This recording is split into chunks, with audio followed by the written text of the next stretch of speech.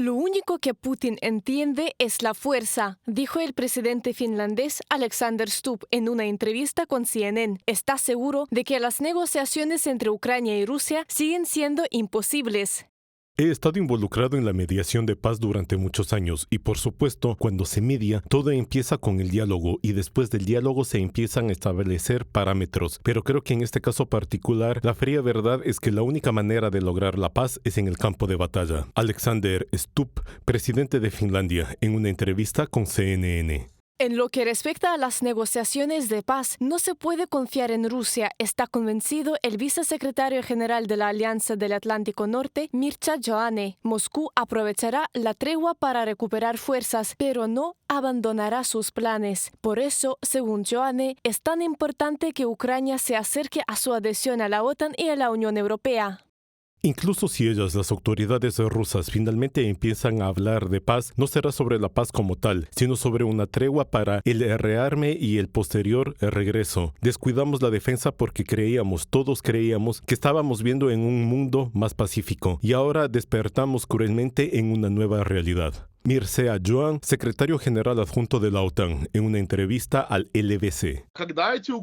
Cuando estas amenazas comenzaron a ser absolutamente reales, tanto los servicios de inteligencia extranjeros como los centros analíticos, como el Instituto para el Estudio de la Guerra, hablan de esto. Observan el comportamiento absolutamente inadecuado de tropas rusas en Ucrania, violaciones de los derechos internacionales, hechos de genocidio. Por supuesto, no entiendo que con un dictador así, un caníbal, todos sus acuerdos, incluso los hipotéticos, no valdrán nada. Además, si analizamos la situación aún más profundamente, creo que nadie recordará ningún acuerdo internacional que haya sido implementado plenamente por la parte rusa.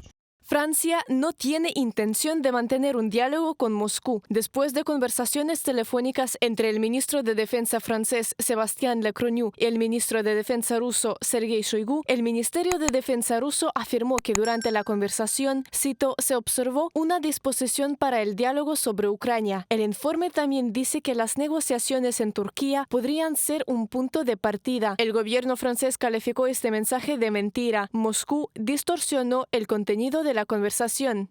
No nos conviene mantener conversaciones con funcionarios rusos en este momento debido al hecho de que los comunicados de prensa y los informes que están prestando son mentiras. Stéphane Séjourné, ministro de Asuntos Exteriores francés, en una entrevista con RFI y France 24. No se puede confiar en Putin, el presidente de Ucrania está seguro. En una entrevista con Bild, Zelensky comentó sobre la iniciativa de Trump sobre el plan para poner fin a la guerra de Rusia contra Ucrania. Si hablamos de que simplemente tenemos que renunciar a nuestros territorios, entonces esta es una idea muy primitiva, señaló.